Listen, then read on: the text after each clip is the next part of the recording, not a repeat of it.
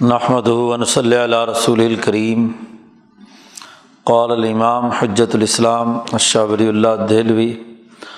باب فضل الانفاق و کراہیت الامساک۔ یہ اس مبحث کا دوسرا باب ہے۔ کتاب الزکوٰۃ سے متعلق جو ابواب ہیں ان میں پہلے باب میں زکوٰۃ سے متعلق بنیادی اساسی اصول بیان کیے گئے، اور اب اس زکوٰۃ کی فضیلت،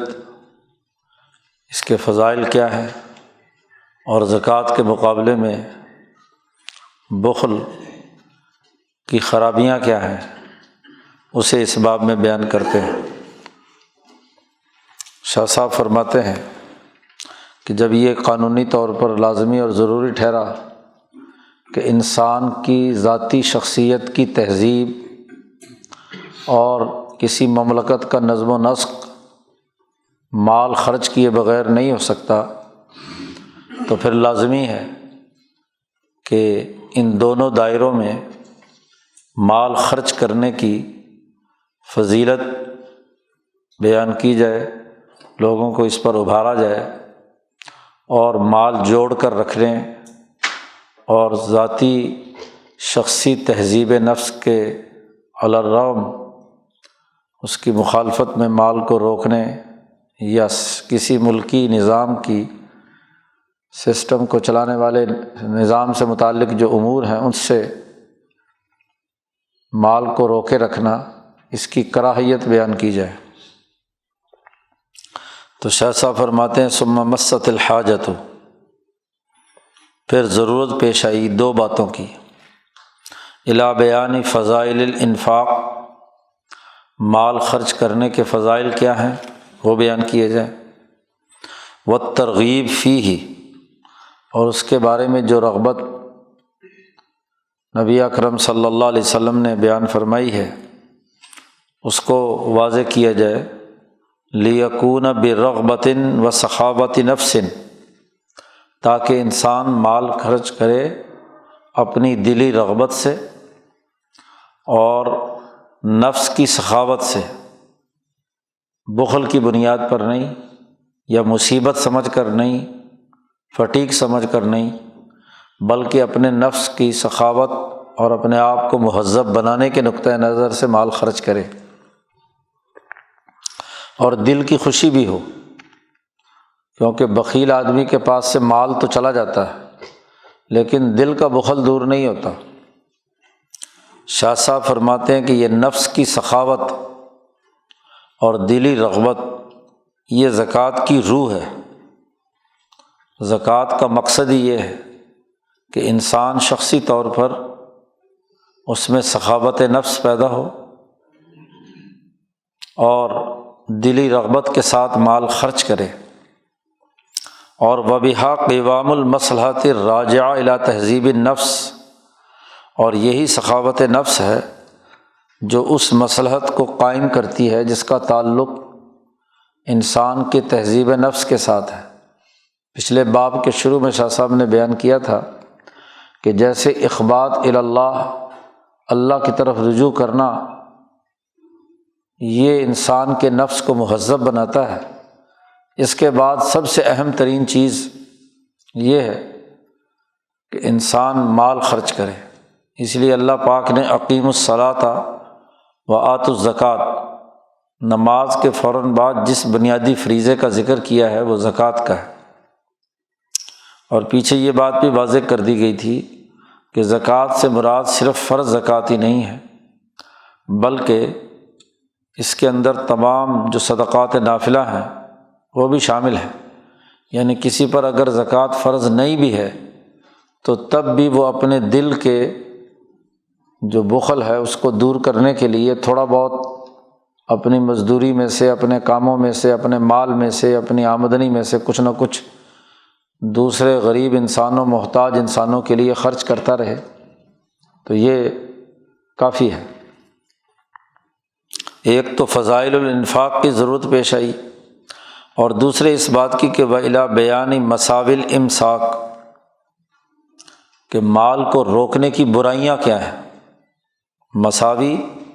برائیوں کو کہتے ہیں، اس کی جمع ہے، کہ جو اس کے عیب اور اس کے نقائص اور خرابیاں کیا ہیں وہ بیان کی جائیں۔ وَتَزْہِیدِ فِیہ، اور مال کے سلسلے میں انسان جو تنگ دلی اپنے اندر پیدا کرتا ہے تو وہ مال کے خرچ کرنے کو جو حقیر سمجھتا ہے تو اس سلسلے میں کی جو خرابیاں ہیں وہ بیان کی جائیں۔ اذا الشح ہوا مبدأ التضرر مانع الزکوٰۃ، اس لیے کہ بخل کا ہونا یہ وہ ابتدائی خرابی ہے جو زکوٰۃ سے روکنے والے کے اندر پیدا ہوتی ہے، کیونکہ بخل کے نتیجے میں جو زکوٰۃ کو روکنے والا ہے یہی اس کے لیے سب سے زیادہ نقصان کا باعث ہے۔ اللہ پاک نے ارشاد فرمایا ہے کہ وَأُحْضِرَتِ الْأَنفُسُ الشُّحَّ، انسانی نفوس میں بخل پیدا کر دیا گیا ہے، ہر وقت حاضر رہتا ہے، وہ مال کو جوڑ جوڑ کر رکھنے اور اس کو روک کر رکھنے، تنگ دلی کے ساتھ خرچ کرنے کی اس میں عادت ہے۔ تو یہ شح، اور اس کی وجہ سے وہ دوسروں سے لڑتا ہے، بخل کے نتیجے میں دوسرے کے حق ادا نہ کرنا اور اس کے ساتھ لڑائی پیدا کرنا، یہ بڑی خرابی کی بات ہے۔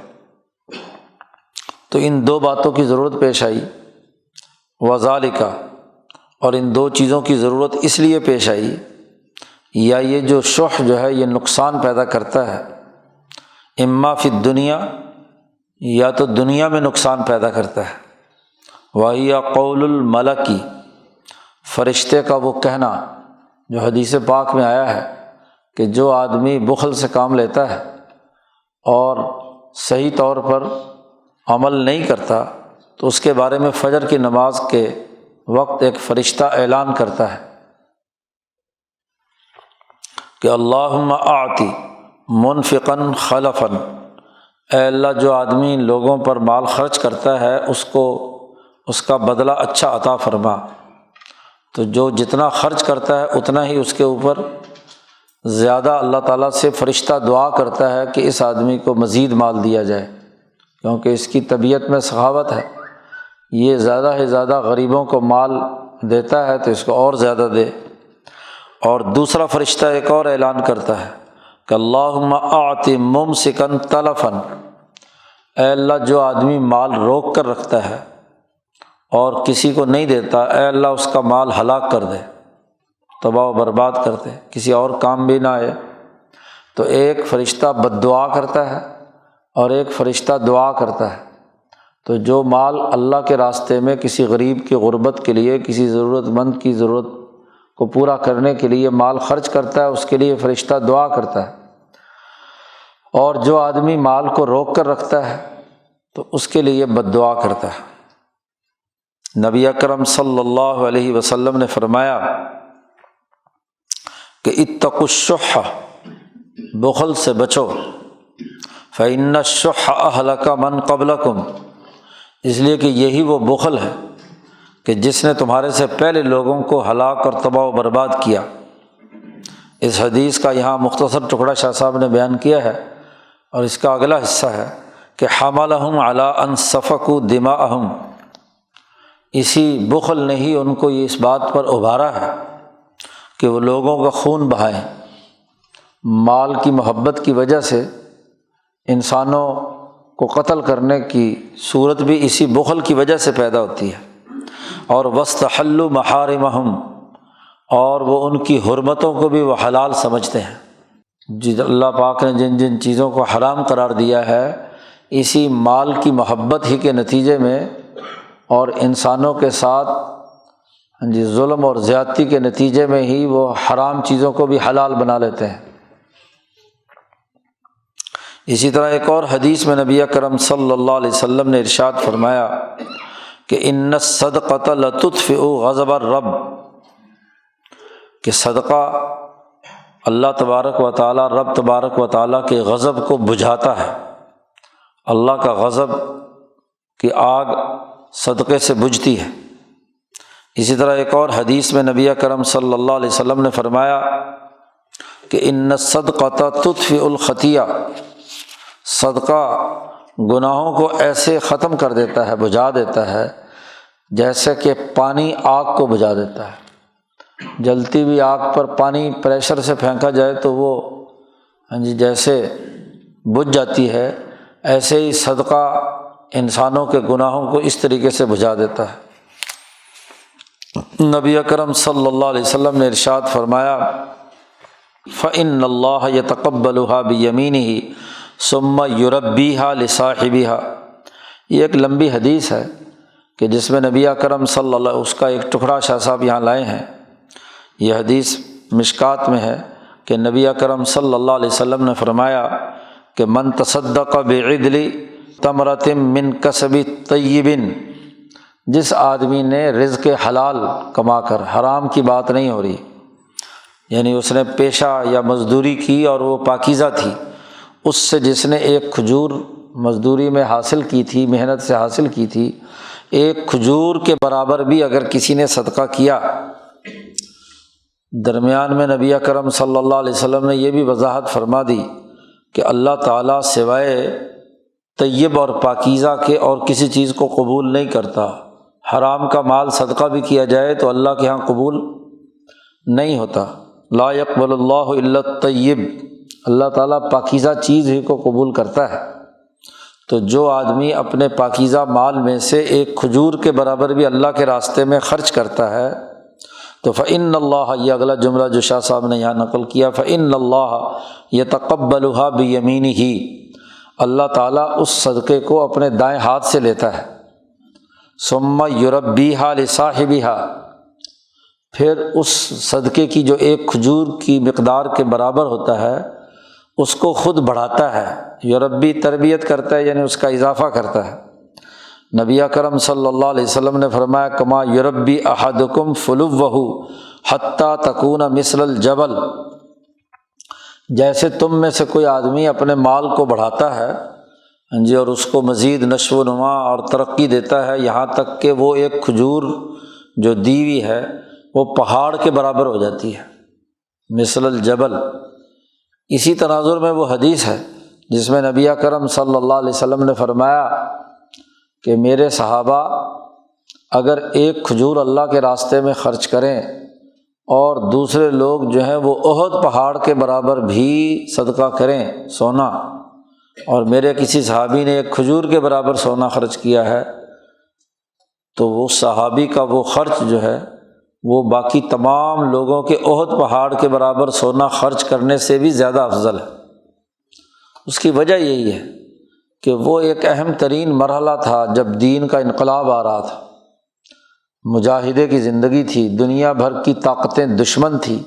اس موقع پر دین کے غلبے کے لیے مال خرچ کرنا ایک معمولی سا بھی، ایک کھجور کے برابر بھی، وہ جس اخلاص اور جس پاکیزہ کمائی سے اس نے خرچ کیا، صحابی رسول نے جس اخلاص کے ساتھ خرچ کیا، وہ دنیا میں کسی امتی کا ویسا اخلاص نہیں ہو سکتا۔ تو اخلاص ہی کی وجہ سے جب اللہ اسے لیتا ہے تو احد پہاڑ سے بھی بڑا بنا دیتا ہے۔ تو یہ وہ احادیث لائے ہیں کہ جن سے شاہ صاحب نے یہ بات واضح کی ہے کہ یہ جو شح ہے یہ انسانی نفس کو بہت زیادہ نقصان پہنچاتا ہے، اور شح اور بخل کو دور کرنے کا راستہ اللہ کے راستے میں مال خرچ کرنا ہے۔ پھر اس کی مزید وضاحت کرتے ہوئے خود شاہ صاحب فرماتے اقول، میں یہ بات کہتا ہوں کہ سر ذالک، اس کا راز یہ ہے کہ ملأ اعلیٰ کی دعائیں بنی آدم کے حالت کی اصلاح کے لیے مسلسل ہوتی رہتی ہیں۔ ملأ اعلیٰ کے فرشتے ہمیشہ یہ دعا کرتے رہتے ہیں فی اصلاح حال بنی آدم، کہ بنی آدم کی حالت درست ہو جائے، اور والرحمت بمن یسعی فی اصلاح المدینہ، اور ملأ اعلیٰ کی دعائیں وہ اس کے ساتھ ساتھ ان کی طرف سے رحمت نازل ہوتی ہے ان آدمیوں کے لیے جو کسی مملکت اور کسی سوسائٹی کی اصلاح کے لیے کام کرتے ہیں۔ فی اصلاح المدینہ بمن یسعی، جس نے جد و جہد اور کوشش کی کسی مملکت اور ریاست کی حالت کو درست کرنے کے لیے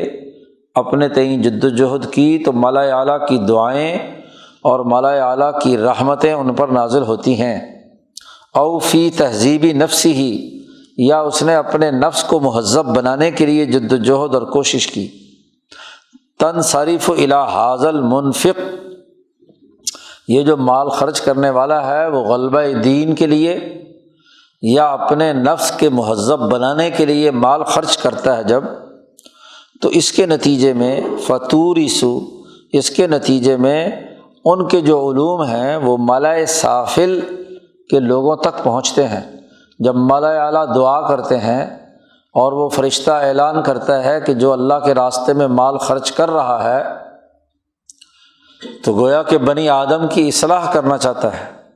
جو مال خرچ کر رہا ہے غلبہ دین کی اجتماعیت کو قائم کرنے کے لیے، تو جب فرشتے یہ دعا کرتے ہیں تو ان کے یہ علوم جو ملائے سافل کے فرشتے ہیں ان تک پہنچتے ہیں، اور ان کے وہ علوم دنیا میں جو مقربین بارگاہ الہی بنی آدم ہیں ان تک پہنچتے ہیں، بلکہ ہر انسان تک پہنچتے ہیں کہ ان یحسنوا الیہ، کہ ایسے آدمی کو جو اپنے آپ کو مہذب بنانے یا انسانیت کو مہذب بنانے اور غلبہ دین کے لیے کام کر رہا ہے اس کے ساتھ اچھا سلوک کریں، اور وَيَكُونُ سَبَبًا لِمَغْفِرَةِ خَطَايَاهُ، اور یہ فرشتوں کی دعا اور انسانوں کا اس کے ساتھ اچھا معاملہ کرنا یہ اس کے گناہوں کو معاف کرنے کا سبب بن جاتا ہے۔ باقی رہا یہاں اس حدیث میں یتقبلها، جی کہ اللہ میاں دائیں ہاتھ سے اس کا مال لیتا ہے، قبول کرتا ہے، تو معنی یتقبلها، شاہ صاحب اس کی معنویت بیان کرتے ہیں کہ یہ یتقبلها کا جملہ استعمال کیا ہے حضور صلی اللہ علیہ وسلم نے، اس کا مطلب اور معنی یہ ہے کہ ان تتمثل صورت العمل فی المثال منصوبۃ الی صاحبها، کہ یہ جو عمل اس نے اللہ کے راستے میں مال خرچ کرنے کا کیا، اس کی جو عملی شکل و صورت ہے وہ عالم مثال میں بڑھتی بھی جاتی ہے، اور وہ اس انسان کے جس نے مال خرچ کیا ہے اس کی طرف منسوب رہتی ہے۔ اس کا عمل ہے نا، گو اس نے تھوڑا سا خرچ کیا، ایک گٹھلی کھجور کے برابر خرچ کیا، لیکن اس عمل کی نسبت اس کے ساتھ ہے، اس کے ساتھ جتنے اضافے ہوں گے وہ بھی اسی خرچ کرنے والے کی طرف ہی رہیں گے۔ اور پھر اس کے نتیجے میں فتنصبغ ہنالک بدعوات الملأ الاعلی، اس کے نتیجے میں وہ عمل پختہ ہوتا چلا جائے گا۔ تنصبغ سین کے ساتھ ہے، صاد کے ساتھ نہیں ہے، تنصبغ صبوغ سے ہے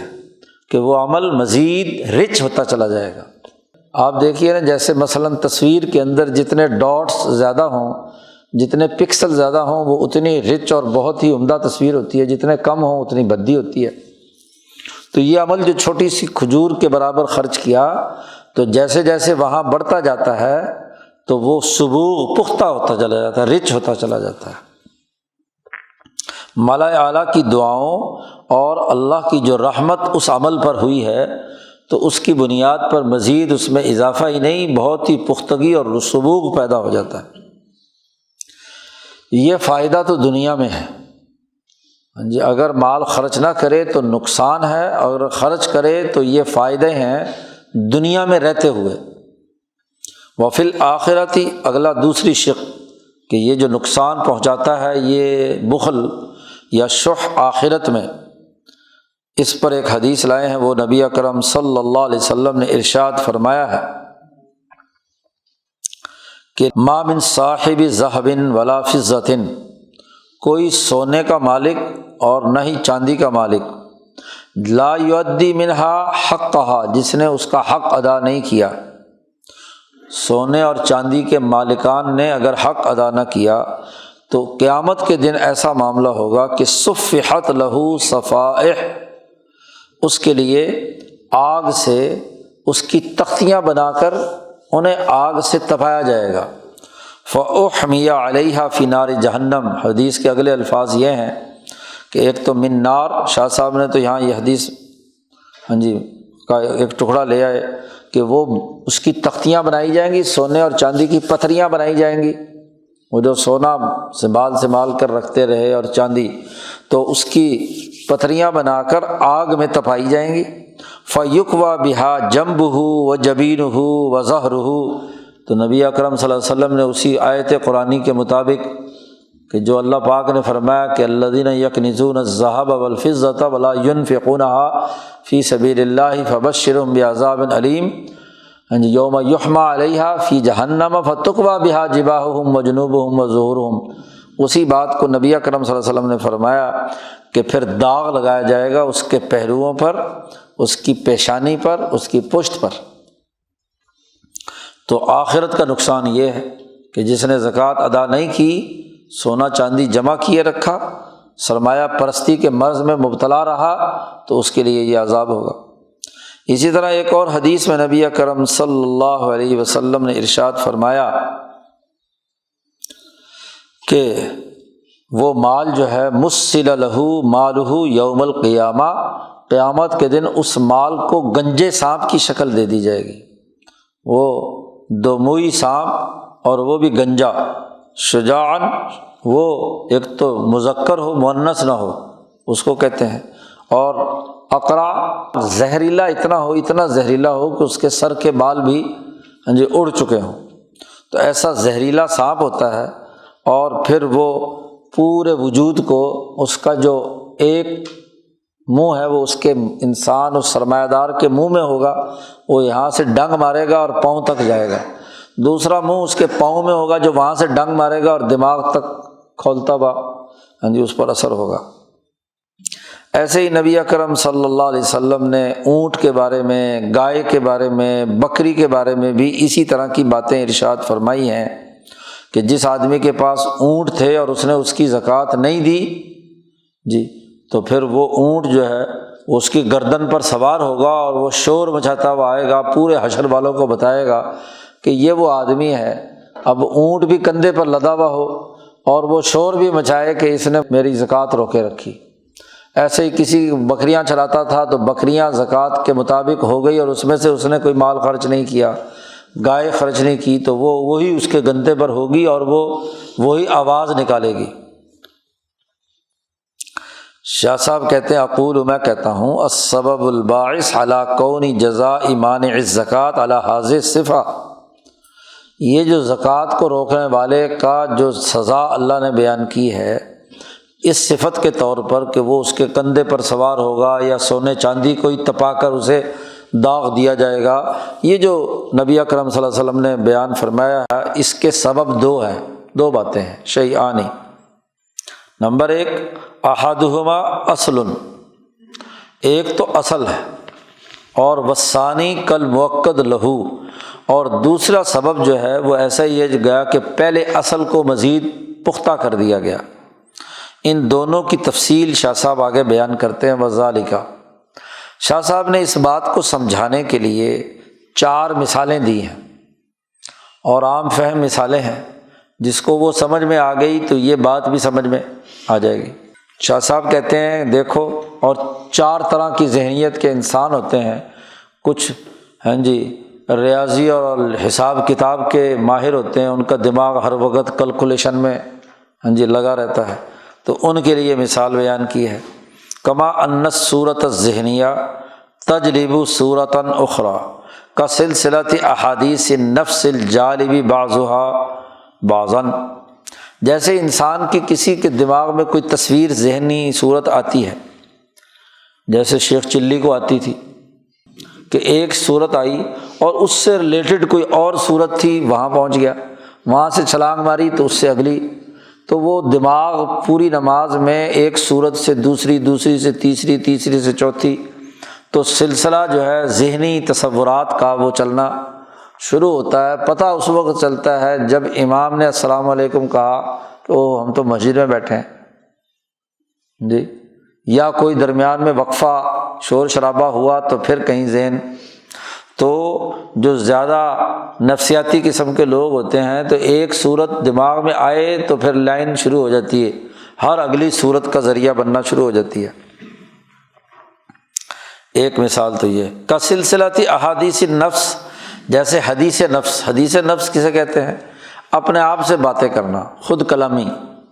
اپنے آپ ہی بیٹھا ہوا، ہاں جی ایسے انڈا لوں گا، اس سے مرغی نکلے گی، مرغی سے انڈے آئیں گے، پھر بازار بیچوں گا، پھر اس سے کیا ہے اور پیسے آئیں گے، پھر یوں ہوگا۔ شیخ چلی کی پلاؤ ہے نا، جتنی مرضی پکا لو۔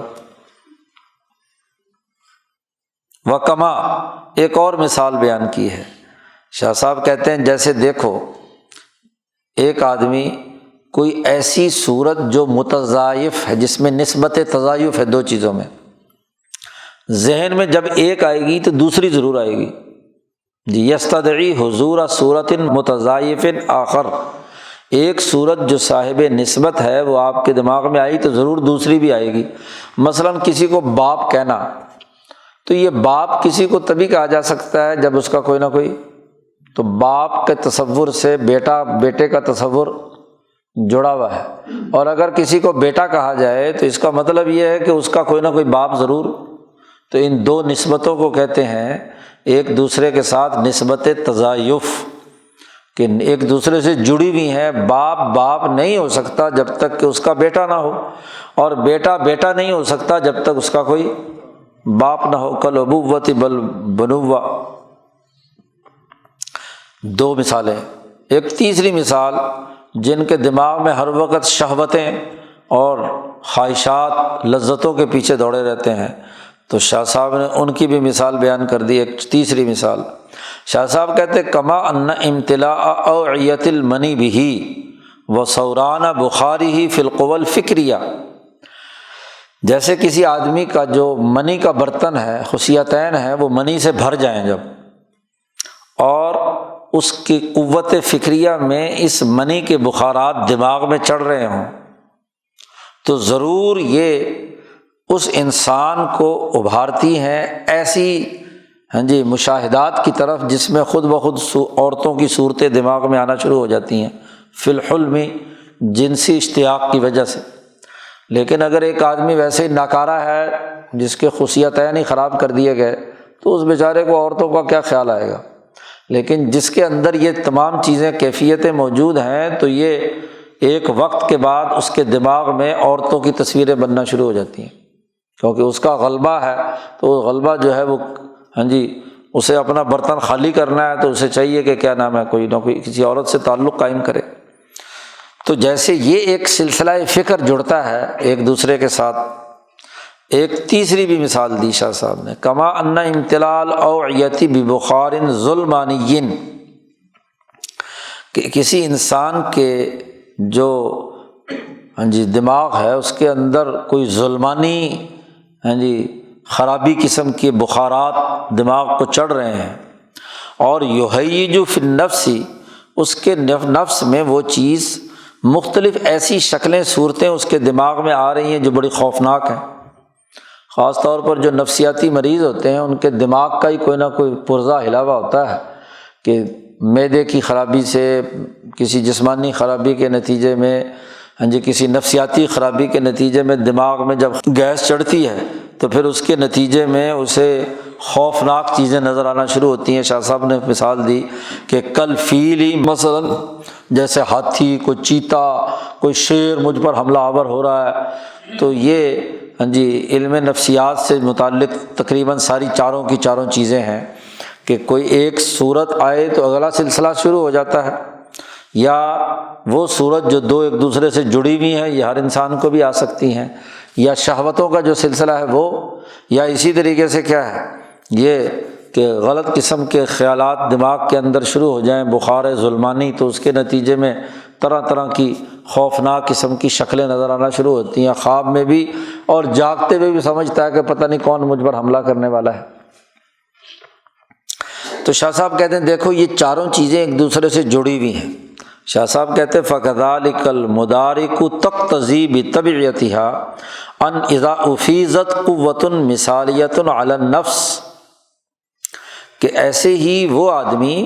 جس کے اندر یہ صلاحیت، اس کے جو حواس ہیں کسی انسان کے، جب وہ طبعی طور پر تقاضا کرتے ہیں کہ اس کے نفس پر عالم مثال کی قوتوں کا فیضان ہو۔ مرنے کے بعد چونکہ انسان کا جسم تو فارغ ہو چکا ہوتا ہے، اس کی روح ہوتی ہے، اس کا نفس ہوتا ہے، اور وہ نفس وہاں بہت ہی تیز رفتار اور بہت زیادہ حساس ہوتا ہے۔ اس لیے اگر دنیا میں اس نے مثلاً ظلمتوں کے کام کیے ہیں اور اس کے نتیجے میں اس کی روح پر ویسے ہی بخارات چڑھ رہے ہیں تو وہ تمام خوفناک چیزیں اسے نظر آنا شروع ہو جائیں گی۔ جیسے یہاں سونے والے کو اپنا ہی سونا تپتا ہوا اس کو داغ دیا ہوا نظر آ رہا ہوگا، بیل والے کو بیل، اونٹ والے کو اونٹ اور گائے والے کو گائے، تو یہ تمام چیزیں تقاضا کریں گی کہ اس کے نفس پر قوت مثالیہ کی طرف سے ایک فیضان کیا جائے۔ ان یتمثل بخلھا بالاموال ظاہرا سابغا، اس کا جو بخل ہے وہ ایک مثالی وجود بن جائے گا، وہی مال، جی وہی گائے، وہی بیل، وہی بھینس، وہی اونٹ، وہی چاندی، وہی سونا، جی اس کے اوپر۔ اور وَأَن يَجْلِبَ ذَلِكَ تَمَثُّلَ مَا بَخِلَ بِهِ وَتَعَانَى فِي حِفْظِهِ، اور اس کے نتیجے میں وہ جو دنیا میں مال سے بخل کرتا تھا اور اس کو سنبھال کر رکھتا تھا، لاکر میں، بکسوں میں، ادھر ادھر جناب بینکوں میں، جہاں جہاں رکھتا تھا، تو وہ خطرات اس کے دماغ پر مسلط ہوں گے اور وہی اپنا مال و دولت اس کو دوڑے گا کاٹ کھانے کو۔ وامتلأت قواہ الفکریہ بہ ایضا ظاہرا سابغا، اور اس کی تمام قوائے فکریہ اس بخل کی وجہ سے اسی کی شکل و صورت، خوفناک قسم کی شکل و صورت لی ہوئی ہوگی، بالکل ظاہر بھی اور مکمل ثبوت کے ساتھ۔ یتعلم منہ حسب ما جرت سنت اللہ ان یتعلم منہ بذالک، وہ اس کو اسی طرح تکلیف پہنچائیں گی جیسے اللہ تعالیٰ نے اس کا قانون جاری کیا ہوا ہے کہ اس سے تکلیف پہنچتی ہے۔ مثلاً شیر سامنے کھڑا ہوا ہو اور وہ دھڑوک رہا ہو تو جو اذیت اس سے آپ کو آئے گی وہی اذیت فرض کیا اگر کسی ایسی 3D تصویر سے ہو کہ جہاں شیر آپ پر بالکل حملہ آور ہو رہا ہے تو اس سے بھی ویسی اذیت ہوگی کہ نہیں ہوگی؟ خوفناک۔ خاص طور پر آج کل تو سمجھنا بڑا آسان ہو گیا کہ سینماؤں میں جو فلمیں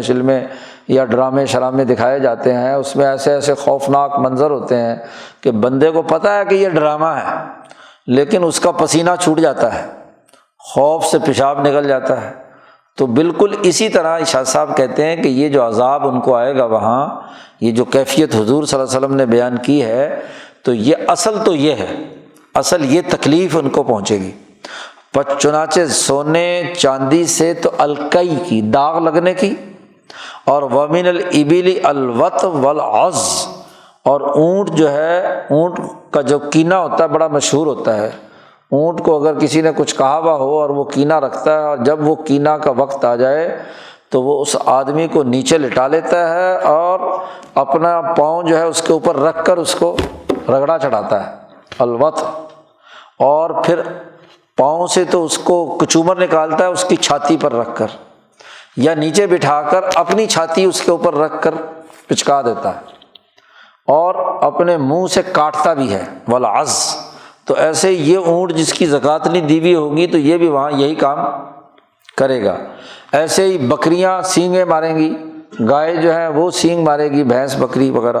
وعلی ھذا القیاس۔ تو اصل شاہ صاحب یہ جو عذاب کی کیفیت نبی اکرم صلی اللہ علیہ وسلم نے بیان کی ہے، شاہ صاحب اس کو سمجھانا چاہتے ہیں کہ جیسے ایک صورت دوسری صورت کو کھینچ رہی ہے تو یہ بخل کی صورت جو ہے یہ مثالی وجود بن کر ایک سلسلہ شروع ہو جائے گا اور اس کے نتیجے میں اس کو وہی اذیت پہنچے گی جو اذیت حقیقت کے اندر ظاہر ہے کہ شاہ صاحب نے ایک بڑی اہم سوال کا جواب دے دیا، اور وہ جواب یہ دے دیا ہے کہ یہ جو گائے بیل بھینس وغیرہ ہیں یہ تو جانور ہیں، حشر میں ان کا تو کوئی حساب کتاب ہونا نہیں ہے، تو جانور تو وہاں ہوں گے نہیں، تو یہ جانور اٹھا کر کہاں سے لائے گا؟ یہ بڑا اہم سوال ہے جو مولویوں کو سمجھ نہیں آتا، اور شاہ صاحب کی جب یہ بات سمجھ نہیں آتی تو مولوی فتوے لگاتے ہیں کہ شاہ صاحب عذاب حشریہ کو کیا ہے نفسیاتی قرار دے رہے ہیں۔ بھائی بات تو سوال دوسری طرف سے ہے کہ جب وہ گائے بیل بھینس وہاں ہے ہی نہیں تو اٹھا کر پھر یہ سونا اور چاندی جو یہاں اس دنیا کے اندر ہے، جب دنیا ہی ساری کی ساری مٹ گئی اور سب کچھ قیامت کے ذریعے سے ریزہ ریزہ ہو کر سب کچھ کیا ہے پہاڑی روئی کے گالوں کی طرح بن کر ایک نئی دنیا ہوگی، وہ حشر کا میدان، تو وہاں سونا کہاں سے گیا؟ وہاں چاندی آ کہاں سے گئی کہ جس کو تپا کر لگایا جائے؟ اب یہ وہ عقلی سوال تھے جو عقلاء کرتے ہیں اور یہاں مولوی دم ساتھ جاتے ہیں۔ لیکن شاہ صاحب نے مسئلے کا حل بیان کیا ہے کہ بھائی یہ وہاں صورتحال یہ ہے کہ یہ جو بخل کی کیفیت ہے وہاں ایک مثالی وجود کے طور پر آئے گی، اور وہ اتنی یعنی اس کی جو صورت ہوگی اتنی شدت کی ہوگی جیسا کہ آپ بالکل ہاں جی اپنے سامنے اس کو چیتے کو اونٹ کو چیرتے پھاڑتے ہوئے دیکھ رہے ہیں۔ تو جیسے وہ کیفیت آپ پر ہوتی ہے تو آدمی یہ سمجھ رہا ہوتا ہے کہ مثلاً وہ جو ڈرامے میں مثلاً کسی کو وہ ہاں جی بھنبوڑ رہا ہے شیر، تو سمجھتا ہے کہ میں ہی وہاں پر موجود ہوں، تو اپنے آپ کو ایسے محسوس کرے گا۔ تو یہ اہم ترین بات شاہ صاحب نے بیان کی ہے۔ تو چونکہ ہاں جی عقل سے پیدل لوگ جب جہنم کی تشریح کریں گے یا آخر کے عذاب کی تشریح کریں گے تو الٹی سیدھی باتیں کریں گے نا۔ تو شاہ صاحب نے ایک اصولی بات، ایک تو یہ بات واضح کر دی، پیچھے گزرا تھا پہلے مبحث میں، دوسرے مجازات کے مبحث میں وقائع حشریہ وہاں اجمال بیان کی تھی، یہاں شاہ صاحب نے اس کی مزید تفصیل بیان کر دی۔ اور دوسری بات یہ ہے کل موقد والی جو ہے کہ دوسرا سبب جو ہے اگلا وہ یہ ہے کہ لما کان الملأ الاعلیٰ، جب مالا اعلیٰ کو اس بات کا علم ہوگا کہ اس آدمی نے یہ بخل کیا ہے، یہ خرابی کی ہے، اور اتنا مال اس کے پاس آ گیا ہے کہ وانعقد فیہم وجوب الزکوٰۃ علیہم، کہ ان پر زکوٰۃ واجب ہو چکی ہے، تو تمثل عندہم تعظ النفوس البشریہ بہا، انسانی نفوس کی جو تکلیف پہنچانے کا عمل ہے وہ اس ملأ اعلیٰ تک پہنچتا ہے۔ تو کان ذلک معدا لفیضان ھذہ السورۃ فی موطن الحشر، تو حشر کے میدان میں یہ ملأ اعلیٰ اس کو اسی طرح کی سزا دینے کا فیضان کرے گا، تو یہ گویا کہ مزید پکا ہو جائے گا۔ ہاں جی، تو یہ دونوں چیزیں مل کر اس کو اس طرح کے عذاب کا سبب بنیں گی۔ باقی رہا اس حدیث کے، چونکہ پہلے بھی جیسے یتقبلھا کی تشریح بیان کی تھی، یہاں لفظ صفائح آیا ہے اور شجاعاً آیا ہے، تو اس میں شاہ صاحب فرماتے ہیں والفرق بین تمثلہ شجاعاً و تمثلہ صفائح، سونے چاندی کو تو کہا ہے نا کہ وہ پتھریاں بنائی جائیں گی، تختیاں ہوں گی، اور اس کو مال جو دوسرا بیان کیا ہے اس کا دوسرے روایت میں شجاعاً اقرا آیا، گنجا سانپ بنے گا۔ ان دونوں کا فرق کیوں ہے؟ مال وہ بھی ہے، مال وہ بھی ہے، ظاہر ہے اس زمانے میں یہ کاغذی نوٹ شوٹ تو ہوتے نہیں، تو وہ بھی سونا چاندی کا ہی مال ہوتا تھا، تو خالی سونا چاندی ہو تو اسے پتھری بنایا جائے گا، اور اگر مال یعنی کرنسی جس کے اوپر ٹھپا لگا کر جاری ہونے والا ہے اس کو گنجا سانپ قرار دیا ہے۔ تو دو الگ الگ باتیں نبی اکرم صلی اللہ علیہ وسلم نے بیان فرمائی ہیں۔ تو شاہ صاحب دونوں کی الگ الگ وضاحت کرتے ہیں دونوں حدیثوں کی کہ ان الاول فیما یغلب علیہ حب المال اجمالاً، جو گنجا سانپ بنانے والی بات ہے اس کا تعلق تو مال کی محبت جس میں اجمالی طور پر اگر ہوگی تو اس کے لیے تو وہ کیا ہے، گنجے سانپ کی مثال دی ہے، اور وہ تمثلہ فی نفسہ صورت المال شیئا واحدا، اس کے نفس میں وہ چیز متمثل ہوگی ایک خاص شکل میں، اور وہ تتمثل احاطتھا بالنفس تطوقا، اور وہی جو مال ہے اس کا وہ گویا کہ سانپ کی طرح اس کو توق لپٹتا چلا جائے گا اس کے پورے وجود پر، اور نفس کو جو تکلیف پہنچے گی وہ اس سانپ کے ڈسنے کے اس زہر سے ہوگی، زہر میں جو رکھی گئی ہے اقصی الغایات انتہا درجے میں، یعنی کسی آدمی میں حب مال اجمالی طور پر اگر ہے تو پھر تو یہ بات ہے جو ڈسنے والی بات کہی ہے، اور دوسری کا تعلق وہ ہے کہ فیما یغلب علیہ حب الدراہم والدنانیر باعیانہا، مطلقاً مال کی محبت ہے تو شجاعاً اقرا کی بات بیان کی ہے نبی اکرم صلی اللہ علیہ وسلم نے، اور اگر کیا ہے خاص کوئی پیسے اس نے تھیلی رکھی ہوئی ہے بس ہر وقت ان کو دیکھتا رہتا ہے، خاص سونے چاندی کی ایک تھیلی یا درہم و دنانیر جو ہے اس کے ساتھ محبت ہے، یعنی اس کو کہیں بھی جانے نہیں دیتا جی، بس اسی کو دیکھتا رہتا ہے، یا سونے کی اینٹیں لے کر جمع کی ہوئی ہیں، چاندی کی اینٹیں لے کر جمع کی ہوئی ہیں، تو بس روزانہ کھڑکی کھولتا ہے دیکھ لیتا ہے کہ اینٹیں رکھی ہیں کہ نہیں رکھی۔ تو جس کو خاص کسی مال سے محبت ہے وہاں اس کو پتھری بنا کر تپایا جائے گا، یعنی اس کی گویا کہ سرمایہ پرستی بڑی عروج پر ہے۔ دوسرا یہ کہ حب مال تو ہے، مال بہت زیادہ ہے، لیکن وہ سونا چاندی گردش میں بھی ہے، روپے سے کیا ہے 100 روپیہ بنانے کے چکر میں ہے۔ وَيَتَعَانَى فِي حِفْظِهَا، اور خاص سونے چاندی کے جو پیسے ہیں ان کو حفاظت کرتا ہے، اور اس کی تمام قوت فکریہ اس کی سونے چاندی کی چمک دمک اور اس کی شکل و صورت کے اندر فکس ہو چکی ہیں۔ فَتَمَثَّلُ تِلْكَ الصُّوَرُ، یہ صورتیں تتمثل کاملتاً تامتاً مؤلمتاً، مکمل اور کامل شکل میں آ کر اس کو اذیت پہنچائیں گی اور تکلیف پہنچائیں گی۔ یہاں تک تو اصولی بات شاہ صاحب نے بیان کر دی، اور اب یہاں سے احادیث بیان کرتے ہیں، روایات الباب و اسرارہا۔ نمبر 1 پہلی حدیث بیان کی ہے، نبی اکرم صلی اللہ علیہ وسلم نے فرمایا کہ السخی قریب من اللہ، جو سخی ہے وہ اللہ کے بہت قریب ہوتا ہے۔ قریب من الجنہ، جنت کے بھی قریب ہے، قریب من الناس، انسانیت کے بھی قریب ہے، بعید من النار، جہنم سے بہت دور ہے، والبخیل بعید من اللہ، بخیل آدمی اللہ سے بہت دور ہے، جنت سے بہت دور ہے، انسانیت سے بہت دور ہے، اور قریب من النار،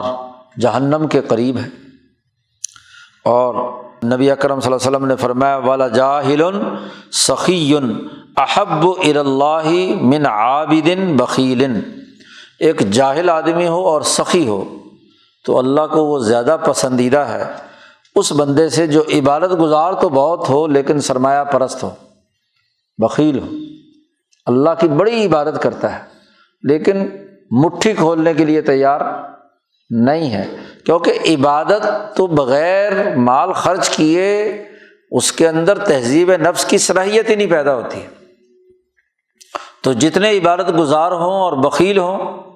تو وہ اللہ کو اتنے پسندیدہ نہیں جتنے پسندیدہ وہ ہے جو جاہل ہو لیکن سخی ہو، دل کا سخی ہو، لوگوں پر مال خرچ کرتا ہو۔ شاہ صاحب اس کے 3 بنیادی فائدے بیان کرتے ہیں اس کی تشریح کرتے ہوئے۔ اقول، میں کہتا ہوں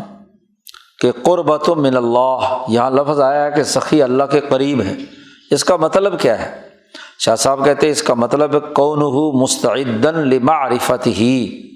ایسا آدمی اللہ کی معرفت کی پوری استعداد رکھتا ہے۔ لوگ معرفت خداوندی کی بات کرتے ہیں تو سخاوت کے بغیر معرفت حاصل نہیں ہوتی۔ وکشف الحجاب عنہ، اللہ تبارک و تعالیٰ کے راستے کے جو حجابات ہیں وہ اس مال کے خرچ کرنے سے کھل جاتے ہیں۔ وقربہ من الجنہ، اور فرمایا کہ جنت کے قریب ہے، تو اس کا مطلب یہ ہے کہ ان یکون مستعدا، اس میں یہ استعداد پیدا ہو گئی کہ بطرح الہیئات الخسیسہ، وہ پست قسم کی حالتیں دور ہو جائیں گی جو ملکیت کے منافی ہیں۔ کیوں؟ اس لیے کہ وہ بہیمیت جو ملکیت کے رنگ سے رنگی ہوئی ہو، اس سخاوت کی وجہ سے وہ مزید رنگی جاتی ہے، گویا کہ اس نے ملکیت کی عادت اپنا لی، کیونکہ ملکیت کا بنیادی وصف ہے سخاوت۔ اور جہاں تک یہ فرمایا رسول اللہ صلی اللہ علیہ وسلم نے کہ وہ انسانیت کے بھی قریب ہے، تو شاہ صاحب فرماتے ہیں اس کا مطلب یہ ہے کہ انسان سخی آدمی سے محبت کرتے ہیں، ان یحبوہ ولا یناقشوہ، اس سے جھگڑتے نہیں ہیں، لوگوں میں عزت و احترام سے دیکھا جاتا ہے وہ آدمی جو لوگوں کے لیے مال خرچ کرتا ہے۔ اس لیے کہ اصل المناقشہ، جھگڑے کی اصل بنیاد تو بخل ہے، وہ شح جی، اور شح جو ہے یہ کیا ہے؟ انسانوں کو تباہ کر دیتی ہے۔ یہی نبی اکرم صلی اللہ علیہ وسلم کی اس حدیث کا مطلب ہے کہ جو پہلے بھی یہ گزر چکی ہے، اس کا ایک ٹکڑا، کہ شح جو ہے بخل، اس نے تم سے پہلی قوموں کو ہلاک کر دیا اور ان کو ابھارا کہ وہ لوگوں کا خون بہائیں اور لوگوں کی محارم کو حلال سمجھیں۔ تو جب وہ لوگوں کا خون نہیں بہائے گا، انسانیت کی حفاظت کریں گے، ان کے لیے مال خرچ کریں گے، تو لوگ ان سے محبت کریں گے۔ باقی رہی اس حدیث میں یہ فرمایا کہ جاہل زیادہ محبوب ہے اللہ کو جو سخی ہو، تو عابد بخیل سے، تو اس کا مطلب یہ ہے کہ لأن الطبیعۃ، اس لیے کہ جب طبیعت کے اندر کسی چیز کے اندر کے حوالے سے سماحت پیدا ہو جاتی ہے تو سمیع النفس انسان جو ہے کان اتم، وہ زیادہ کامل اور زیادہ بہتر ہوتا ہے اس آدمی سے جو بالجبر اپنے آپ کو کیا ہے عبادت پر اکسا رہا ہے۔ بخیل آدمی اگر عبادت کر رہا ہے تو فٹیک سمجھ کر رہا ہے نا کہ بھائی لوگ کیا کہیں گے، لوگ نماز پڑھو عبادت کرو۔ تو جس آدمی کو اپنی بہیمیت کو گھسیٹ کر لا کر عبادت کروائے، کوئی مجاہدہ کروائے، تو اس کے مقابلے میں وہ آدمی زیادہ بہتر ہے جو طبی طور پر شروع سے ہی کیا ہے سماحت نفس رکھتا ہے جی۔ تو چاہے وہ جاہلی کیوں نہ ہو، علم نہ بھی ہو، تو لیکن اس کی سخاوت نفس جو ہے وہ اس کو اچھا بنا دیتی ہے۔ دوسری حدیث لائے، نبی اکرم صلی اللہ علیہ وسلم نے فرمایا کہ مثل البخیل والمتصدق، بخل کرنے والا اور اللہ کے راستے میں مال خرچ کرنے والے کی مثال دو آدمیوں کی طرح ہے، کمثل رجلین علیہما جنتان، ان کے اوپر دو زرہ انہوں نے پہن رکھی ہیں جی، من حدید، یہاں تو شاہ صاحب نے اختصار کر کے الحدیث کہہ دیا، لوہے کی بنی ہوئی ہاں جی دو گویا کے زرہ پہنی ہوئی ہیں انہوں نے، قد استرت ایدیہما الی ثدییہما وتراقیہما، ایسی زرہ ہیں کہ ان کے یہاں ہاتھ سے لے کر گلے تک اور یہاں ہاں جی چھاتی تک کا جو حصہ ہے ناف سے اوپر اوپر والا، عام طور پر زرہ اسی پہ پہنتے تھے تلوار کا بار جو ہے اس پر اثر نہ کرے، تو کسی نے یہ زرہ پہنی ہوئی ہے، تو دو لوہے کی بنی ہوئی۔ اب جب آج کوئی صدقہ کرنے والا ہوتا ہے، فجعل المتصدق، صدقہ کرنے والا جب بھی صدقہ کرنے کا ارادہ کرتا ہے دل کی خوشی سے، تو اس کی ذرا کی زنجیریں ہیں، کڑیاں ہیں، وہ کھلتی ہیں، کیونکہ وہ تنگ دلی سے نہیں خوش دلی سے خرچ کر رہا ہے، تو دل بڑا ہوتا ہے اس کا، کھل جاتا ہے۔ اچھا جی، اور نبی اکرم صلی اللہ علیہ وسلم نے فرمایا کہ بخیل آدمی جب ارادہ کرتا ہے صدقہ کرنے کا تو سینہ اس کا دھک دھک کر رہا ہوتا ہے نا کہ مال جا رہا ہے مال جا رہا ہے، اور سینے کی کڑیاں جو ہے نا بڑی تنگ ہوتی ہیں کہ کیا فٹیک ہے، کیا مصیبت ہے، زکوٰۃ دینی پڑ رہی ہے، صدقہ فطر دینا پڑ رہا ہے، فلانا دینا پڑ رہا ہے، تو دل کی خوشی نہیں ہوتی۔ تو یہ واقعی وہ کیفیت ہے سامنے کی۔ شاہ صاحب کہتے ہیں اس کی تشریح میں، اقول، میں کہتا ہوں اس میں اشارہ ہے مال کے خرچ کرنے اور مال کو روکنے کی حقیقت کی طرف، اور ان دونوں کی روحیں بیان کر دیں اس حدیث میں۔ وہ یہ کہ شاہ صاحب فرماتے ہیں کہ ان الانسان اذا احاطت به مقتضیات الانفاق، جب انسان کو خرچ کرنے کے تقاضے پورے طریقے سے گھیر لیتے ہیں اور وہ ارادہ کرتا ہے کہ ضرور مال خرچ کرنا ہی کرنا ہے، تو حاصل ہوتی ہے اس کو یہ بات کہ اس کو انشراح روحانی ہوتا ہے، ان کانا سخی النفس سمحہا، اگر تو وہ سخی النفس ہوتا ہے تو اس کو کوئی پرواہ نہیں ہوتی، اس نے ارادہ کر لیا، اس نے کہا بس ٹھیک ہے دوسرے کی ضرورت پوری ہونی چاہیے، میری ہوتی ہے یا نہیں ہوتی ہے، تو اس سے اس کو ایک روحانی شرح صدر حاصل ہوتا ہے، دل کو سکون ملتا ہے کہ اس نے کسی کی ضرورت مند کی ضرورت پوری کی۔ وَالصَّوْلَ عَلَى الْمَالِ، اور گویا کہ وہ اپنے مال پر طاقت رکھتا ہے کہ اپنے روحانی ترقی کے لیے وہ اس کو خرچ کر سکتا ہے جی، اس کو گویا کہ مال پر اقتدار حاصل ہے، شان و شوکت حاصل ہے، اس کو طاقت اور قوت حاصل ہے، اور مال اس کے سامنے بہت ہی حقیر اور ذلیل ہوتا ہے۔ ایسے موقع پر اس کے نزدیک اس پیسے کی کوئی اہمیت نہیں ہوتی، اس کے نزدیک اس انسان کی اہمیت ہوتی ہے جس کی غربت دور کرنے یا کسی کے مسئلے کو حل کرنے کے لیے آپ خرچ کر رہے ہیں، تو خود بخود روحانی طور پر انشراح پیدا ہوگا، اور پھر اس کا اس مال کو خرچ کرنا دوسرے کو دینا بڑا آسان لگتا ہے اسے، بلکہ شاہ صاحب کہتے ہیں یستریح بذالک، وہ اس سے بڑی راحت حاصل کرتا ہے، دل کو سکون ملتا ہے کہ فلاں پر میں اس نے مال خرچ کر دیا۔ اور شاہ صاحب کہتے ہیں کہ یہ عادت جو ہے یہ نفس کو پست عادتوں سے بچانے کے لیے سب سے عمدہ ترین ہے، انسان کی جو عادت ہے بہیمیت کی، اور جو بہیمیت اس کے اندر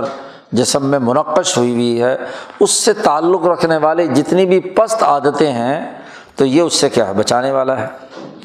اس کے مقابلے میں وَإِنْ كَانَ شَحِيحًا، اگر وہ بخیل آدمی ہوتا ہے تو غاصت نفسہ فی حب المال، ایسا بخیل ہے کہ اس کا نفس غوطہ زن ہے مال کی محبت میں، اور وتبصل بین عینیہ حسنہ، اور مال کے حسن اور خوبصورتی اس کی آنکھوں کے سامنے بڑی مثالی شکل لیے ہوئے ہے، اور دل جو ہے اس کے دل کا وہ مالک ہو چکا ہے جو مال و دولت ہے، تو اور وہ اس سے چھٹکارا پانے کی طاقت بھی نہیں رکھتا، تو یہ خصلت ایسی ہے جو انسانی نفس کو پست عادتوں کے اندر داخل کر دیتی ہے جی۔ فی لجاج النفس بالحیات دنیہ، پست قسم کی کمینی قسم کی عادتوں کے اندر اس کے داخلے کا سبب بن جاتی ہے، اور وہ اشتباکہا بہا، اور اس کے ساتھ گویا کہ ایسے جڑی ہوئی ہوتی ہے کہ ذرا سا مال کہیں خرچ کرنا پڑ جائے صحیح تو گویا کہ اب مرا کہ اب مرا، اس کے ساتھ ایک قسم کی کیا ہے، جیسا گلا گھونٹا جا رہا ہے، اس کا سینہ گھونٹا جا رہا ہے اس کا۔ شاہ صاحب کہتے ہیں وَمِنْ حاضت تحقیق، اسی تحقیق سے یہ بات بھی معلوم ہو گئی، مناسب یہ ہے کہ حضور صلی اللہ علیہ وسلم کی اس حدیث کا مطلب بھی سمجھ لیا جائے جس میں نبی اکرم صلی اللہ علیہ وسلم نے فرمایا کہ لا يدخل الجنت خب ولا بخیل ولا منان، جنت میں داخل نہیں ہوگا کوئی بھی دھوکے باز، بددیانتی کرنے والا، اور نہ ہی کوئی بخیل، اور نہ ہی احسان جتلانے والا۔ کسی کو مال خرچ کیا، کسی کے ساتھ کوئی اچھا سلوک کیا تو بات بات پہ اس کو احسان جتلانا کہ ہاں میں نے فلاں وقت تیرا کام فلانا نہیں کیا تھا، تجھے فلانی چیز نہیں دی تھی، تو یہ اللہ پاک نے اسی لیے کہا ہے کہ تو اے ایمان والو کسی کو تکلیف نہ پہنچاؤ احسان کرنے کے بعد جی۔ اسی طرح وہ حدیث جس میں نبی اکرم صلی اللہ علیہ وسلم نے ارشاد فرمایا کہ بخل اور ایمان ایک بندے کے دل میں اکٹھے نہیں ہو سکتے، دونوں جمع، لا یجتمع الشح والایمان فی قلب عبد ابدا جی، کسی مسلمان کے دل میں دونوں چیزیں جمع نہیں ہو سکتی، ایک دوسرے کے ساتھ وابستہ نہیں ہو سکتی، کیونکہ مومن ہے تو بخیل نہیں ہوگا، اور اگر بخیل ہے تو اسی درجے میں ایمان میں بھی اس کی کمی ہے، ایمان کا نقص ہے۔ تو اسی سے یہ حدیث کا معلوم ہوگا کہ مومن کا سینہ کھلا ہوتا ہے، دل وسیع ہوتا ہے، دریا دلی اس کے اندر ہوتی ہے، دیالو ہوتا ہے، اور جو کافر یا منافق ہوتا ہے وہ کیا ہے، اس کا سینہ بند ہوتا ہے۔ ایک تیسری حدیث لائے، نبی اکرم صلی اللہ علیہ وسلم نے ارشاد فرمایا کہ جنت کے بہت سارے دروازے ہیں، من کان من اہل الصلاۃ، جو نماز والوں میں سے ہے جی، اس کے لیے یہ بھی کئی لمبی ایک حدیث کا ایک ٹکڑا یہاں پر لائے ہیں جس میں نماز کا بھی ذکر ہے ہاں جی۔ لمبی حدیث یہ ہے ہاں جی، بخاری مسلم کی حدیث ہے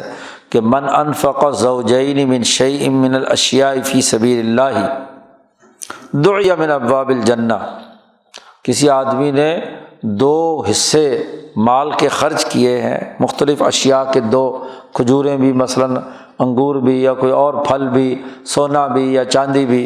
تو یہ خرچ کیا ہے تو جنت کے دروازوں سے اسے بلایا جائے گا۔ آپ صلی اللہ علیہ وسلم نے فرمایا کہ وَلِلْجَنَّةِ أَبْوَابٌ، جنت کے بہت سارے دروازے ہیں، اس میں ایک یہ ٹکڑا جو شاہ صاحب یہاں لائے ہیں، فَمَنْ كَانَ مِنْ أَهْلِ الصَّلَاةِ، جو نماز پڑھنے والے ہیں ان کو باب الصلاۃ سے بلایا جائے گا، جو جہاد والے ہیں ان کو جہاد کے دروازے سے بلایا جائے گا، جو صدقہ اور خیرات کرنے والے ہیں انہیں باب صدقہ سے بلایا جائے گا، اور ومن کان من اہل الصیام، جو روزے والے ہیں ان کو روزے والے باب سے، باب الریان سے بلایا جائے گا۔ جب حضور صلی اللہ علیہ وسلم نے یہ بات ارشاد فرمائی تو فقال ابو بکر، حضرت ابو بکر صدیق رضی اللہ تعالی عنہ نے سوال کیا حضور صلی اللہ علیہ وسلم سے، ما علی من دعی من تلک الابواب من ضرورت فهل يدعى احد من تلک الابواب کلها، کہ کیا آدمی کو ایک دروازے سے ان ابواب میں سے لازمی صرف ایک سے ہی بلایا جائے گا یا سارے دروازوں سے بھی بلایا جا سکتا ہے کسی آدمی کو؟ تو حضور صلی اللہ علیہ وسلم نے فرمایا کہ تمام دروازوں سے بھی بلایا جا سکتا ہے، نعم، ہاں، اور مجھے امید ہے کہ تم ان میں سے ضرور ہوگے۔ ابوبکر صدیق سے کہا کہ تمہیں جنت کے 8 دروازے دعوت دیں گے کہ آؤ میرے اندر سے داخل ہو جاؤ، اب تمہارا ارادہ ہوگا جس میں سے ایک میں سے مرضی داخل ہو جاؤ۔ تو یہ حدیث جو ہے تیسری حدیث ہے، اور اس حدیث کی تشریح شاہ صاحب فرماتے ہیں، اقول، میں کہتا ہوں، اعلم، سب سے پہلے تو ایک علمی قاعدہ اور ضابطہ جان لو۔ شاہ صاحب کہتے ہیں علمی قاعدہ یہ ہے کہ جنت کسے کہتے ہیں۔ یہاں شاہ صاحب نے جنت کی حقیقت اور تعریف بیان کی ہے۔ شاہ صاحب کہتے ہیں اعلم ان الجنت حقیقتها راحت النفس بما يترشح عليها من فوقها من الرضا والموافقہ والطمانینہ۔ یہ تعریف کر دی جنت کی۔ جنت کی حقیقت یہ ہے کہ انسانی نفس کو آرام ملے، راحت ملے اس چیز کی وجہ سے جو اوپر سے اللہ کی رضا، اللہ کے ساتھ موافقت اور اطمینان انسان کو نصیب ہو جائے۔ راحت نفس اور اطمینان نفس اور رضائے خداوندی کا نام جنت ہے، کیونکہ اگر سکون نہیں ہے، اطمینان نہیں ہے، راحت حاصل نہیں ہوئی تو جنت کس بات کی؟ جنت تو نام ہی راحت نفس اور طمانینت نفس کا ہے۔ اور اس کی دلیل کیا ہے؟ شاہ صاحب نے اس کی دلیل بھی پیش کی کہ اللہ پاک نے ارشاد فرمایا ہے ففی رحمت اللہ ہم فیہا خالدون، کہ وہ جنت میں اللہ کی رحمت میں ہوں گے اور اس میں ہمیشہ ہمیشہ رہیں گے۔ اور اللہ پاک نے اس کی ضد کے بارے میں کہا اولئک علیہم لعنت اللہ والملائکۃ والناس اجمعین خالدین فیہا، کہ اللہ کی لعنت بھی ہے، فرشتوں کی بھی لعنت ہے، انسانوں کی بھی تمام کی لعنت ہے، اور وہ اس جہنم میں ہمیشہ ہمیشہ رہیں گے۔ تو ان دونوں آیتوں سے پتہ چلا کہ رحمت جس سے راحت نفس اور طمانینت نفس حاصل ہو، یہی جنت کی معنویت ہے۔ اب شاہ صاحب کہتے ہیں وہ طریق خروج النفس الیہا، نفس کا اس راحت جنت کی طرف جانے کا طریقہ من ظلمات البہیمیہ، بہیمیت کی اندھیروں سے نکل کر وہ یہ ہے کہ انما یکون من الخلق الذی جبلت النفس علی ظہور الملکیت فیہ وانقہار البہیمیہ، یہ تبھی ہوگا کہ انسان میں وہ خلق پیدا ہو جائے، ہاں جی، انسانی نفس میں پایا جائے کہ جس میں اس کی ملکیت بتدریج ظاہر ہوتی رہے اور اس کی بہیمیت بتدریج تابع ہوتی رہے، مقہور ہوتی رہے۔ شاہ صاحب کہتے ہیں فَمِنَ النُّفُوسِ مَن تَكُونُ مَجْبُولَةً عَلَىٰ قُوَّةِ الْمَلَكِيَّةِ، وہ نفوس جو جبلتاً ملکی قوت پر پیدا کیے گئے ہیں فطری طور پر، نمبر 1 ان میں اگر فی خلق الخشوع والطہارہ، کچھ لوگ تو ایسے ہوتے ہیں جن میں اخبات اور طہارت یا خشوع و خضوع کا خلق غالب ہوتا ہے، اور اس کی خاصیت یہ ہے کہ ان یکون ذات حظ عظیم من الصلوات، کہ جس کے اندر خلق طہارت اور خلق خشوع و اخبات ہوتا ہے، وہ آدمی بہت زیادہ محبت رکھتا ہے نماز سے، جی تو اس کو اس سے ہی سے بہت بڑا حصہ ملتا ہے، تو وہ نماز کے ذریعے سے ہی وہ بہیمیت کے دائرے سے نکل کر ملکیت کے دائرے کی طرف سفر کرتا رہتا ہے۔ نمبر 2 یا وہ آدمی ہوتا ہے جس میں خلق سماحت پایا جاتا ہے، اور خلق سماحت کی خاصیت یہ ہے کہ ایسے آدمی کو بہت بڑا نصیبہ اور حصہ ملتا ہے صدقات و خیرات سے، کیونکہ صدقہ وہی آدمی کرتا ہے جو سمیح النفس ہو، بخیل النفس جو ہے صدقہ نہیں کرے گا۔ والعفو عمن ظلم، کسی نے انفرادی طور پر اس پر ظلم کیا ہے تو اس کو معاف کرنا، یہ سماحت نفس کے خلق کا اثر ہے۔ ایسے ہی وخفض الجناح للمؤمنین مع کبر النفس، اور اپنے بازوؤں کو مسلمانوں کے لیے جھکا کر رکھنا عجز و انکساری سے۔ لیکن ایک اور بات بھی بڑی اہم بات بتا دی شاہ صاحب نے، مع کبر النفس، نفس تو بڑا ہے، اس کا عزت والا آدمی ہے، شہامت نفس رکھتا ہے، رعب اور دبدبہ رکھتا ہے، طاقت اور قوت والا ہے، اس کے باوجود مومنین کے لیے اس کی گردن جھکی ہوئی ہو کہ ان پر شفقت اور محبت اور مہربانی کا مظاہرہ کرے۔ ایک ہے کسی کے سامنے جھکنا عجز کی وجہ سے کہ ہے ہی کھسی اور ناکارہ، بیکار قسم کا آدمی ہے، پست ذہنیت ہے، کوئی اس کے اندر خوبی کی وجہ سے بڑائی نہیں ہے، وہ تو چاہے کسی کے نیچے لگے نہ لگے ویسے ہی ہر ایک کے سامنے ہاتھ جوڑے کھڑا ہوتا ہے۔ یہ خشوع نہیں ہے، یہ سماحت نفس نہیں ہے۔ خفض الجناح للمؤمنین، کیونکہ بہادر ہے تو للکفار جو ہے وہ اشداء علی الکفار، ظالم و متکبروں کے لیے وہ کیا ہے، بڑا سخت ہے، اور تمام تر طاقت اور قوت کے وہ مومنین چونکہ اللہ کی نسبت سے تعلق کی وجہ سے ان کے لیے گردن جھکا کر رکھتا ہے۔ تو یہ نہیں کہ جو ویسے پیدائشی کمینہ قسم کا آدمی ہو تو اسے تو ہر آدمی کو سلام کرنا ہے، مومنین کیا کافرین بھی آ جائیں تو ان کو بھی سلام کرے گا، بلکہ کافروں کو تو زیادہ سلام کرے گا۔ تو جو طبی طور پر پست ذہنیت کے لوگ ہیں ان کی بات نہیں ہو رہی، بات تو یہ کہ طبی طور پر تو بہادر ہے، دلیر ہے، کبر النفس ہے، اس کبر نفس کے باوجود بھی اپنے ساتھیوں اور سچے مخلص مومنین کے لیے وہ کیا ہے، اپنا پہلو جھکا کر رکھتا ہے، ان سے سختی کا معاملہ نہیں کرتا۔ یہ سماحت نفس ہے، کیونکہ سماحت نفس کا جو لغوی ترجمہ ہے وہ بلندی نفس ہے، کبر النفس، بلند ہونا، کیونکہ جب نفس بلند ہوتا ہے تو روپے پیسہ اس کے نزدیک کوئی اہمیت نہیں رکھتا، کوئی مانگنے آیا دے دے لو جی دے دیا۔ اسی لیے نبی اکرم صلی اللہ علیہ وسلم نے فرمایا کہ غنی ہونا جو ہے وہ غنی النفس، نفس کا غنی ہونا ہے۔ مال کی کثرت سے آدمی غنی نہیں ہوتا، تو نفس بڑا ہوگا تو تبھی تو وہ مال کو کیا ہے، حقیر سمجھ کر جو بھی مانگنے آئے گا اس کو مال کی محبت نہیں ہوگی، اس کو دے گا۔ تو جو ویسے ہی کمینہ خصلت ہے تو وہ تو کمزور آدمی کو کوئی طاقتور چیز مل بھی جائے نا تو بس ایسے چمٹ جاتا ہے کہ جان ہی نہیں چھوڑتا۔ شیر ہوتا ہے نا، شیر شکار کرتا ہے، شکار پکڑ کے اچھالتا بھی ہے، اسے پتا ہے بھاگ کر کہاں جائے گا، اس کی گرفت میں ہے۔ اور کسی کمزور کو شکار مل جائے تو وہ تو دبوچ کے بیٹھ جاتا ہے کہ بھائی یہ اب میرے سے نکلنے، کیونکہ چھوٹ گیا تو دوبارہ میرے کو پڑیا نہیں جانا۔ سماحت نفس تو یہی ہے کہ بہادر ہو، دلیر ہو، کبر نفس ہو، لیکن اس کے باوجود کمزوروں کے لیے اس کی گردن جھک جائے، ان کے لیے کیا ہے، خدمات سر انجام دے۔ شاہ صاحب کہتے ہیں پھر چوتھا آدمی وہ ہے جس کے اندر خلق شجاعت ہے، بہادری کا خلق ہے اس کے اندر پایا جاتا۔ تو فَيُنْفَسُ تَدْبِيرُ الْحَقِّ لِإِصْلَاحِ عِبَادِهِ فِيهَا، اس بہادری کی وجہ سے اس کے دل کے اندر اللہ کی طرف سے، حق تبارک و تعالیٰ کی طرف سے تدبیر پھونک دی گئی کہ وہ اپنے بندوں کی اصلاح کرے گا، ان کے عدل و انصاف کے لیے اپنی بہادری کو کام میں لائے گا۔ تو سب سے پہلے وہ چیز جو اس کی طرف اللہ کی طرف سے ڈالی جاتی ہے وہ بہادری ہے، اور اس بہادری کے نتیجے میں فَيَكُونُ ذَاتَ حَظٍّ عَظِيمٍ مِّنَ الْجِهَادِ، وہ جہاد اللہ کے راستے میں کرتا ہے دلیری کی اور بہادری کی وجہ سے، کیونکہ کمزور آدمی کا تعلق تو جہاد سے نہیں ہے تو وہ تو بزدل ہے، لیکن جد و جہد اور جہاد وہی کرے گا جس کے اندر دلیری ہے، بہادری ہے، شجاعت اس کے اندر پائی جاتی ہے۔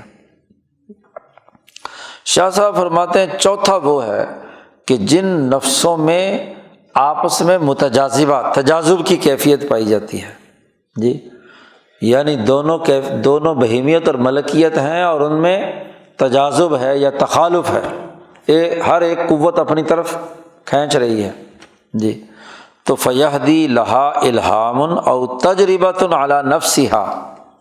تو اس کو کوئی الہام، یعنی دل میں کسی فرشتے نے کوئی اچھا خیال ڈال دیا یا خود اس نے کوئی تجربہ کیا، اس تجربے کے نتیجے میں اسے راستہ معلوم ہوا کہ بہیمیت توڑنے کا طریقہ روزہ ہے، انبیاء کے الہام سے پتہ چلا یا دل میں اس کے خیال آیا، یا اعتکاف ہے جو اس کی بہیمیت کے ظلمات کو دور کرنے والا ہے۔ تو پھر اس نے اس الہام کو پورے قبولیت سے سنا اور دل کی گہرائیوں سے جد و جہد کے ساتھ اس پر عمل کیا تو اس کو پورا بدلہ ملے گا باب الریان، جی روزے والے دروازے سے اسے بلایا جائے گا۔ شاہ صاحب فرماتے ہیں کہ یہ تو وہ جو 4-5 باب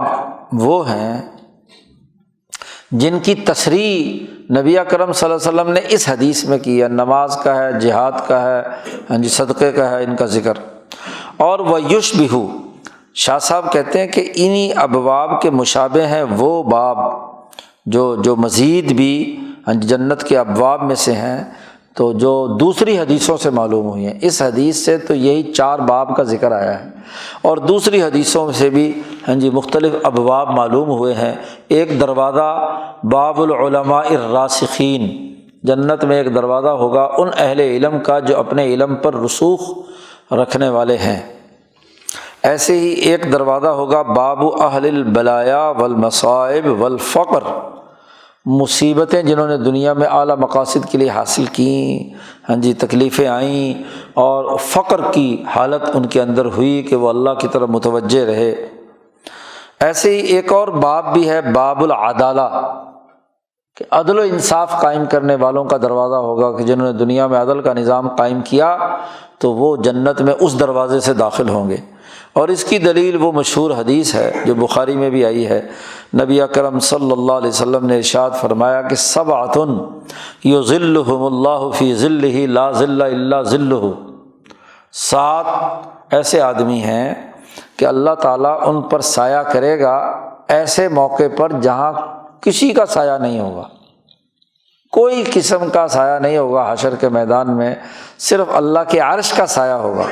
تو عرش کے سائے میں 7 آدمی ہوں گے، ان میں جو سب سے پہلے آدمی کا ذکر کیا ہے وہ امام عادل، عدل و انصاف کا کرنے والا حکمران، جس نے عدل و انصاف کا نظام قائم کیا ہے وہ بھی اس سائے کے نیچے ہوگا۔ تو باب العدالت بھی ہے، اور ان میں آخری اس میں ذکر کیا ہے ذکر اللہ خالیا ففاضت عیناہ، کہ جس نے اللہ کا ذکر تنہائی میں کیا اپنے کمرے میں اپنے گھر میں، اور اللہ کے ڈر سے اس کی آنکھوں سے آنسو نکلے، ففاضت عیناہ، وہ بھی اللہ تعالیٰ کے اس عرش کے سائے کے نیچے ہوگا۔ ایسے ہی ایک اور آدمی کا ذکر کیا کہ رجلان تحابا فی اللہ، 2 آدمی ہیں جو صرف اور صرف اللہ کی وجہ سے ایک دوسرے سے محبت کرتے ہیں اور کوئی دنیا کا رشتہ ان میں نہیں ہے۔ اور بھی 4-5 بیان کی گئی ہیں، یہاں صرف ذکر باب العدالہ کا ہے۔ وآیتہ، اور اس کی نشانی جو ہے، امام عادل کون ہوتا ہے، اس کی نشانی کیا ہے، کون ہے جس کو امام عادل کہیں گے؟ وہ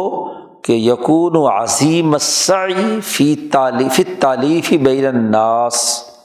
کہ جس نے بہت انتہا درجے کی کوشش کی کہ لوگوں کے درمیان الفت و محبت قائم ہو، ان کے مسائل حل ہوں، ان کے ارتفاقات صحیح ہوں، ان کی سیاست، ان کی معیشت، ان کے معاملات،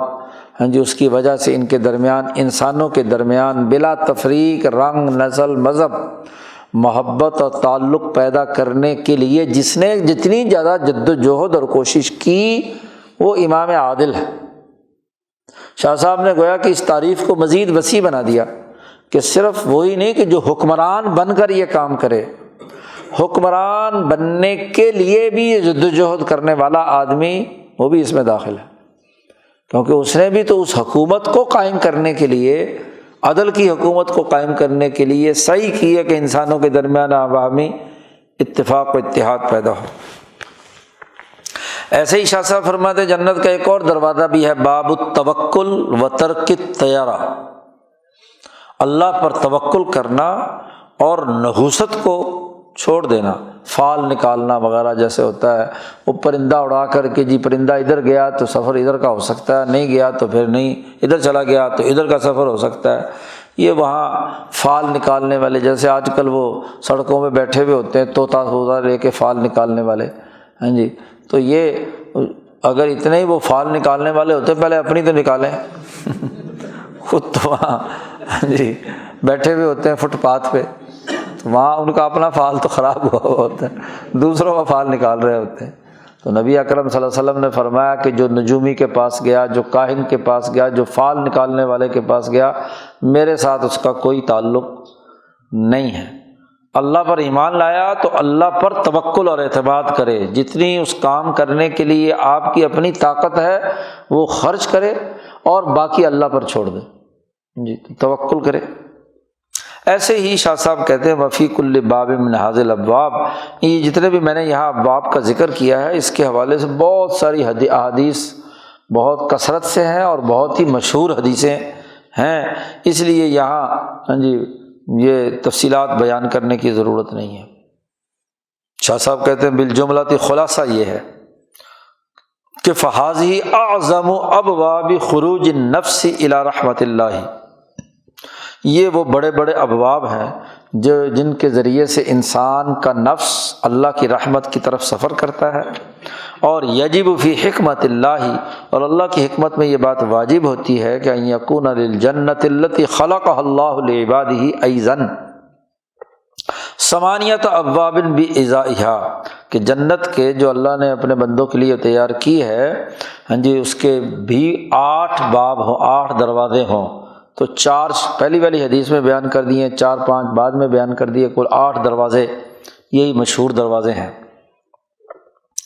شاہ صاحب فرماتے ہیں کہ والکمل من السابقین یفتح علیہ الاحسان من بابین وثلاثہ واربع، جو سبقت لے جانے والے کاملین لوگ ہیں ان کے اوپر احسان کی صفت جس درجے کی ان کے اندر پائی جاتی ہے اس کے اعتبار سے 2 دروازوں سے کسی کو بلایا جائے گا، کسی کو 3 دروازوں سے بلایا جائے گا، کسی کو 4 دروازوں سے بلایا جائے گا، ان کو قیامت کے دن بلایا جائے گا۔ اور وقد وعد بذلک ابو بکر صدیق رضی اللہ عنہ، اور حضرت ابو بکر صدیق کو 8 دروازوں سے بلانے کا خود نبی اکرم صلی اللہ علیہ وسلم نے فرمایا کہ میرا خیال یہ ہے کہ تم تو ضرور ہوگے ان میں۔ باقی رہی جو حدیث کے جملے آئے تھے کہ من انفق زوجین، کہ جس نے 2 چیزیں اللہ کے راستے میں خرچ کریں، وہ جو پہلے والی حدیث گزری تھی کہ انہ یدعا من بعض ابوابها، کہ ان کو ان بعض ابواب سے بلایا جائے گا۔ تو یہ جو نبی اکرم صلی اللہ علیہ وسلم نے 4 ابواب کا ذکر کیا ہے، ویسے تو یہ 8 باب ہیں لیکن ان 4 ابواب کا ذکر کیا ہے خصوصی اہتمام کے طور پر، نبی اکرم صلی اللہ علیہ وسلم نے اس کو بیان کر دیا۔ تو اس باب کے اندر ایک تو انفاق خرچ کرنے کی فضیلت، اور دوسرا مال کو روکنے کی جو مکروہ تحریمی ہے یا اس کی خرابی ہے سرمایہ پرستی کی، وہ شاہ صاحب نے بیان کر دی۔ اگلا باب جو ہے وہ مقادیر الزکوٰۃ سے متعلق ہے، انشاءاللہ پھر پڑھیں گے۔ اللہ